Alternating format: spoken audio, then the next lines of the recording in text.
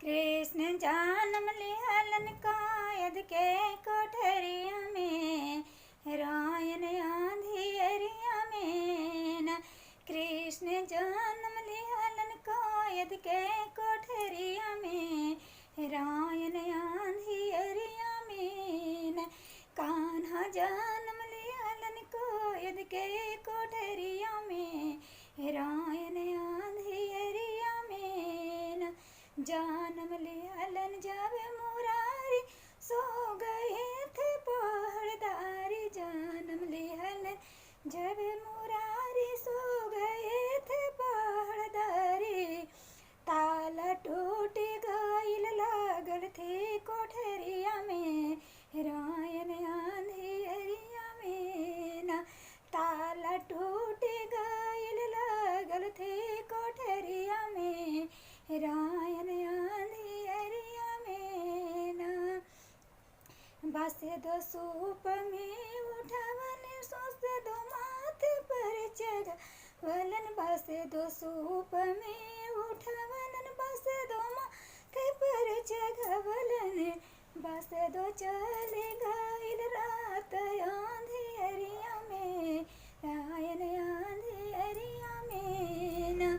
बस दो चले गइल, बस दो चले गइलन यमुना के लहरिया में, रात अंधियरिया में न।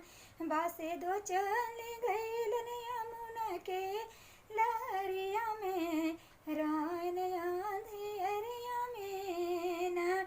यमुना उठलन फफाई, बस दो पैर दो छुआई। यमुना उठलन फफाई, कृष्ण पैर छुआई। यमुना उठलन फफाई, कृष्ण पैर छुआई। कृष्ण चले गइलन गोकुल नगरिया में, रायन अंधियरिया में न। कृष्ण चले गइलन गोकुल नगरिया में, रायन अंधियरिया में न।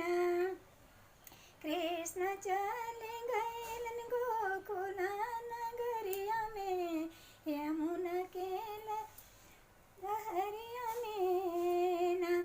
नंद घर बाजले बधाई, खुश भइले यशोदा माँ, ये नंद घर बाजले बधाई, खुश भइले यशोदा माँ। ये नंद घर बाजले बधाई, खुश भइले यशोदा माँ। मिठाई बाट लगन या मिठाई बाट लगन गोकुल नगरिया में, रायन अंधियरिया में न। कृष्ण जन्म लिहलन कायद के